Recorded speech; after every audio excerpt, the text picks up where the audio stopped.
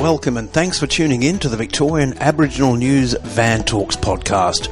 I'm your host, Charles Parkiner. Victorian Aboriginal News acknowledges and pays respect to traditional owners and custodians across Australia.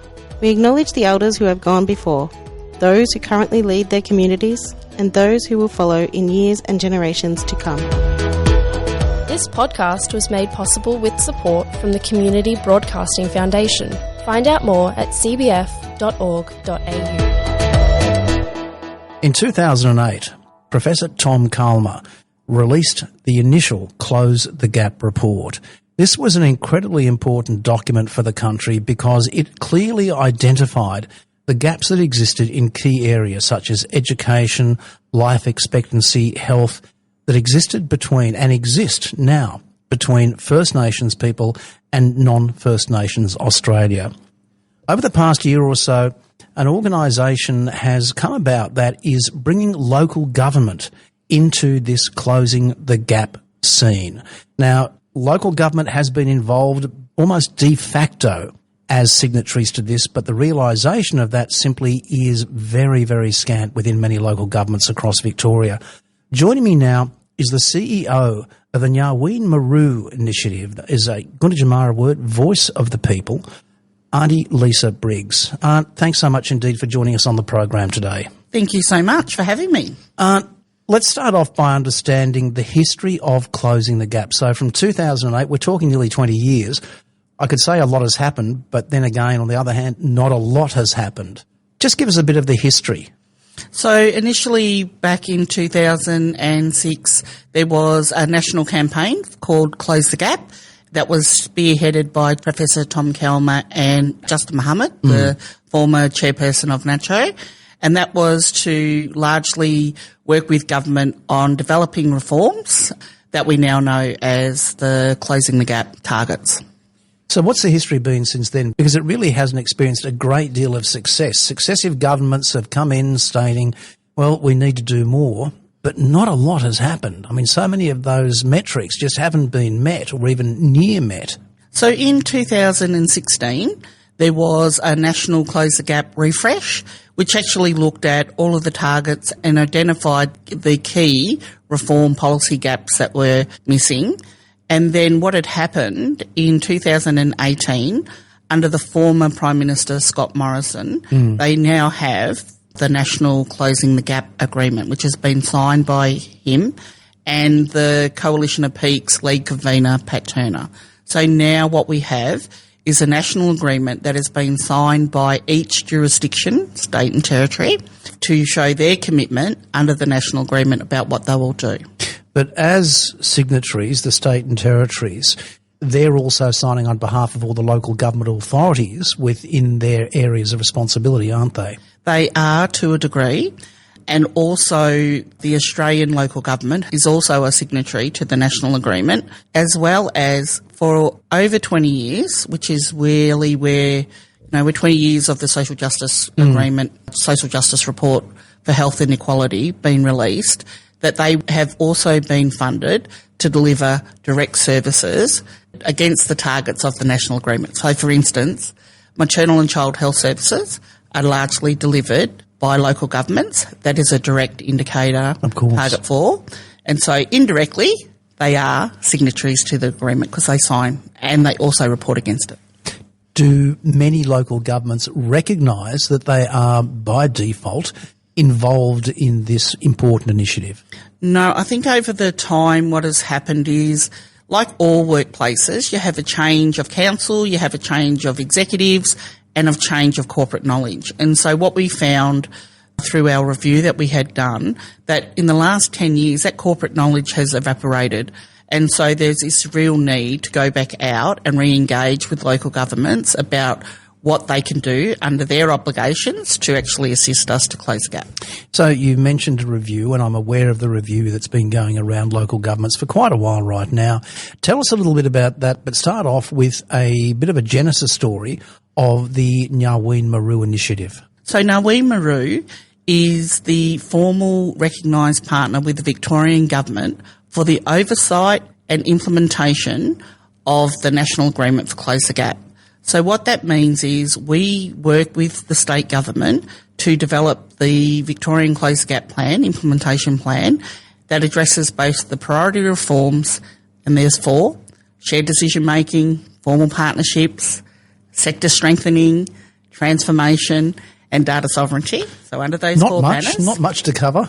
But they're system changes that we want government to do. So there's a role for local government for that. And then there's the targets themselves, which is the practice. So the service delivery element as part of it. So we have 27 members, and they come from sectors such as the CEO of the Victorian Aboriginal Health Service. And then we also have the governance chairs, such as the Aboriginal Justice Agreement chairs, that sit on our caucus, and we work with the Victorian secretaries to come to a Victorian position so that we can take to the Commonwealth on what we actually see for them supporting us to do. And we also then work with the secretaries about what we can do better in Victoria. So let's just look at some of the key areas where effort is needed to address the gaps. What are, say, the top 3 that come to mind right now? So we have the highest number of child protection rates in the country. So that's target 12, and there's definite work that needs to do that. But it's not in isolation of child protection. It's a whole system issue. We have a real housing issue, and we are lucky in Victoria where we have the big housing build that's been funded by the Victorian state government. But what we need is that Commonwealth support under the Housing Australia Future Fund to complement the need and meet the demand, as we're a growing population, even an Aboriginal population.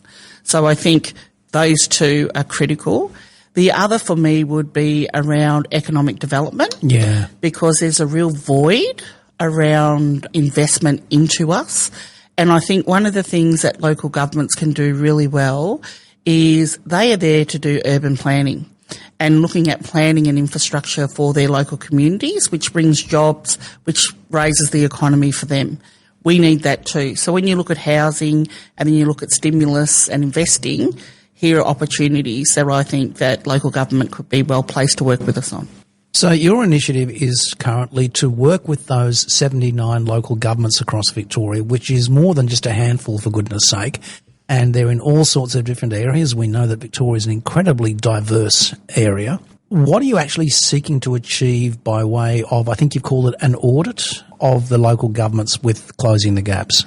So what we had done is last October we started to do a benchmarking exercise. And the benchmarking exercise was to look at local governments, how they were performing against the 2 targets, against the national agreement itself. The opportunity was last October we had new council elections coming forward, and under their statutory obligations they are required to develop new strategic plans and council plans. So this is an opportunity to re-engage and re-embed the National Close the Gap Agreement in all local governments and given them real clear direction and focus on what they can do and achieve. What are some of the challenges you think that face local governments? Because in our yarn we had before we turned on the record button, I asked you, were you dealing with the bureaucrats or the politicians? And you emphasised that it was primarily the bureaucrats, CEO down, of course. But what are some of the key challenges that local governments you've seen are facing right now in achieving these measures that need to be undertaken? There's 2 things. There's a real raise of awareness between Aboriginal community-controlled organisations, traditional owner groups and local governments on what their roles and functions are. So that's the first one.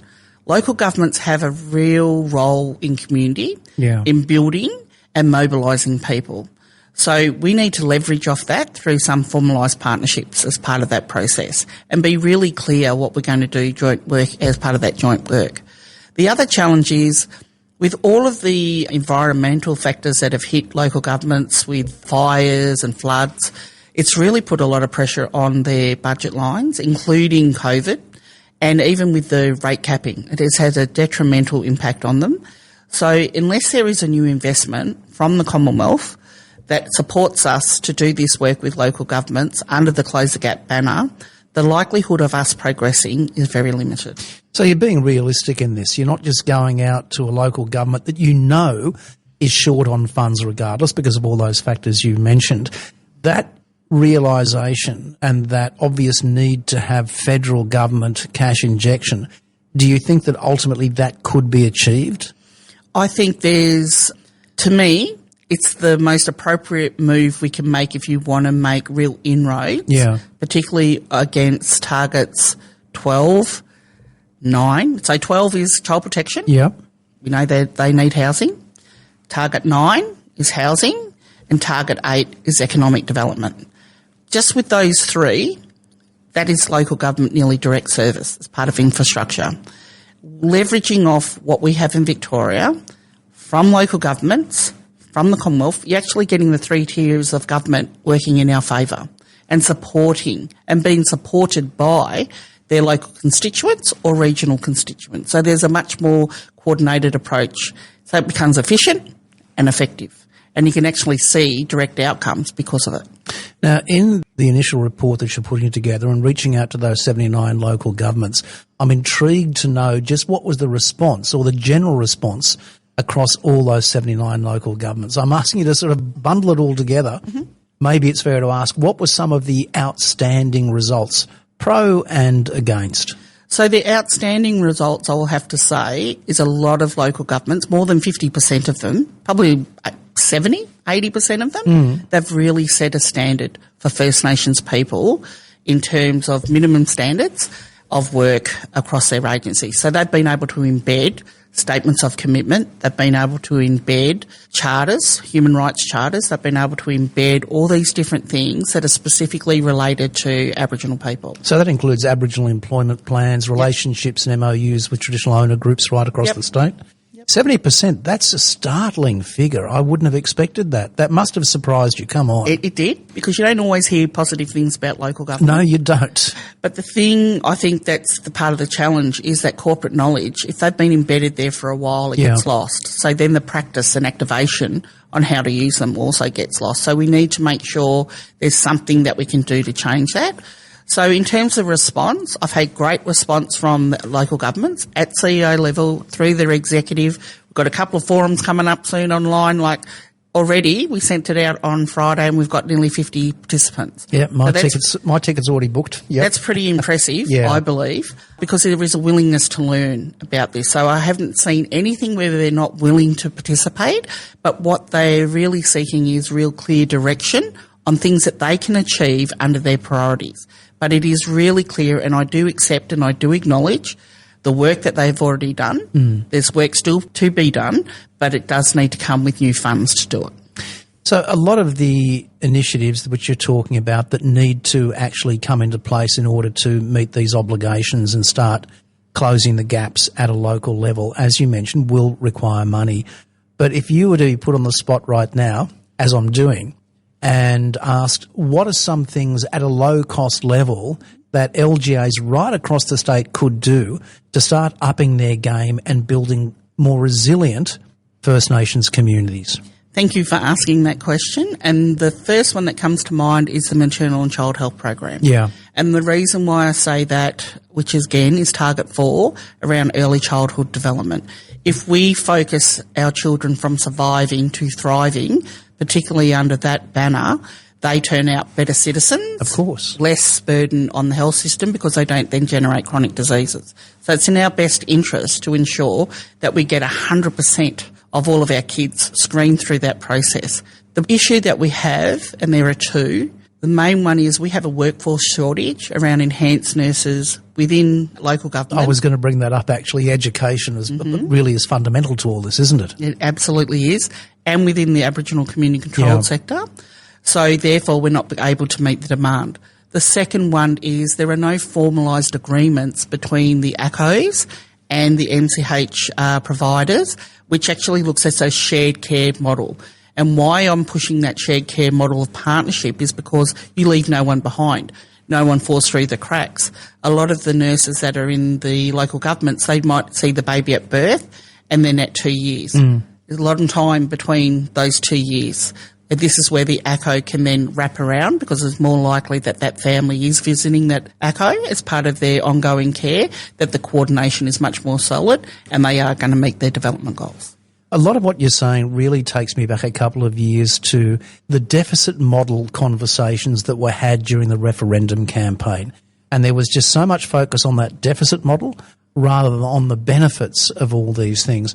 What are some of the key benefits, aside from what you mentioned about healthier young people and healthier adults, but what are some of the key benefits that you see arising for local communities by LGAs seeking to achieve those closing the gaps measures? So one of the things that local governments are really good at is mobilisation, because they have the traction of their local community. And so, again, under Transformation, the Priority Reform 3, there's a section in there that talks about addressing discrimination. Now, local governments are really well placed and do a lot of good work in this space. They really are leading, where they have already got campaigns in place, but the problem that they only focus on is Harmony Day, rather than trying to make it consistent throughout the whole year. So what we have asked them to do is just to leverage up, maybe put it in the newsletter as a speech, every quarter, put something out, do an interview, just to level it up. And that's something that's not going to cost them a lot of money, and they're already doing as part of strengthening their ability. That's like Reconciliation Week not just being 1 week of the year, but being 52 flaming weeks of the year. Correct. Absolutely. You mentioned 70%, a surprising number, were very positive in providing feedback to you. Let's just address it. What are some of the negatives that you saw in this initial stage, this initial 12 months of the project? I think it was more lack of awareness, to be truthful, and their lack of understanding, not both in the national agreement itself, but also their obligation to actually participate effectively in this space. And I think, again, and then the funding issues that they experience at the moment. So again, these are real life challenges for them. I think even with councils coming on, they have a different opinion and view depending on where you are. And so their priorities might not match the internal governance as part of the process. So there's this tension between councils, the councillors, and then what that ongoing pathway of Close the Gap, or even just reconciliation and how they address that. So I think there's this tension you need to deal with. But at the end of the day, there is an obligation under the National Close the Gap Agreement that majority of people are signed up to until 2031. So you can't sort of just dismiss it. There's also the fact that local governments do receive funds for delivery of particular Close the Gap services. So again, councils may not be aware of this, but again, if we embed it in and entrench it in, it will always stay there and become everyday business, just like what happened with the Equality Commissioner when she came in and she put in the new rules around gender and parity. Very same thing that we need to be seeking for as part of Close the Gap. Let me challenge you a little bit, Aunt. You mentioned this obligation on the part of councils to meet these requirements and actually spend the money they're gaining in those correct areas. But the fact that you're building community plans, or you're hoping for these to be developed in community plans, by default, they typically go to the councillors themselves to be approved. It's not just the bureaucrats who pen them and approve them. It's got to go through the chain of command. What are some of the key challenges that you see facing a lot of these more progressive local governments that are seeking to bring about changes in these areas? I think, and we have heard a couple of them, and they're largely metropolitan Melbourne. No names, no Pactral, though, Aunt. I won't say who they are, but they are in Metro. So I think when you've got different views of opinions on what the priorities are, there's still a need for us, NgaweeyanMaar-oo, to work with the Victorian government about how we put in those appropriate legislative changes or guidances or reforms or whatever we need to call them to ensure that local governments still provide the work that's required for their constituents. Because whether you're black, white or brindle, local government is still responsible to respond to the local needs of that community. That's actually within the legislation. Yes, absolutely. And so sometimes you just need to kindly remind the councillors that this is actually part of their requirements, which is why I go it's a statutory obligation for them to do so. It's just that we don't challenge them enough on this as constituents, because we're the ones, the voters, that bring them in. What do you see that NgaweeyanMaar-oo can actually do to support these local governments that are looking to bring about these much needed changes? I know you're doing a report, you've been doing an audit, you're having online sessions, as you mentioned before. But what can you do to support these governments, many of whom are pulling their hair out because they're just being held back by some rather dubious councillors? What I think our greatest role is holding their hands to some degree, and arming them and empowering them, but not also empowering them, empowering the Aboriginal Advisory Group members, empowering the Aboriginal community, so that when councils actually have open council meetings, you can actually hold them to task on how you're meeting your needs as an Aboriginal person. So really what we're trying to do is empower a collective shared way of working so that we're going down the same pathway to get the same outcomes that we always want as part of Close the Gap. You said to me before, what is the other value or challenge that we have with local government? Well, I don't know if everyone knows this, but the Federation of Traditional Owners, they actually did a report, an economic report for Victoria, and it shows that we contribute annually, every year, the 1% of Aboriginal people in Victoria contribute $600 million a year. Good Lord. Now, to an LGA, that type of dollars can either keep the doors open or close them. Yeah. So we add value. So when we've got to shift their mindset that we're not a deficit, we're actually a value and we can contribute. And this is how we contribute. But we can't hide this information. We must share this information. And this is how you get change, by empowering them with the information, setting them up with the right partnerships at the local level, so it's place-based, and it's actually working in unison.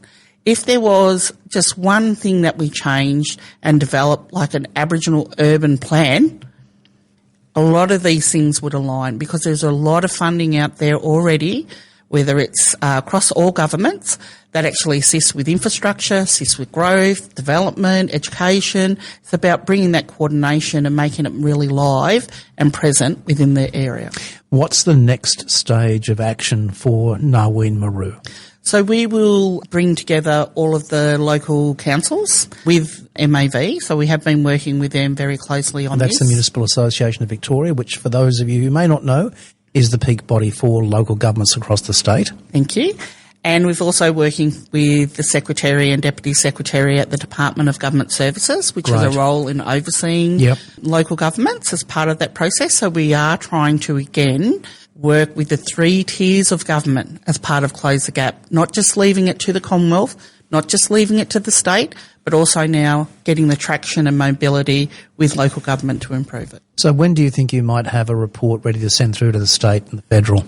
Probably December. So I'll say to my audience right now, expect an interview with Aunty Lisa Briggs in the next few months based on that report. We'll get hold of that report, we'll have a look at it, and we'll start speaking about some specifics with Aunty Lisa Briggs. Aunty Lisa, thank you so much indeed for your time today. Thank you so much for having me. For a full transcript of this interview, visit the Victorian Aboriginal News website at vicaboriginalnews.com.au. Until our next episode, stay safe and stay informed.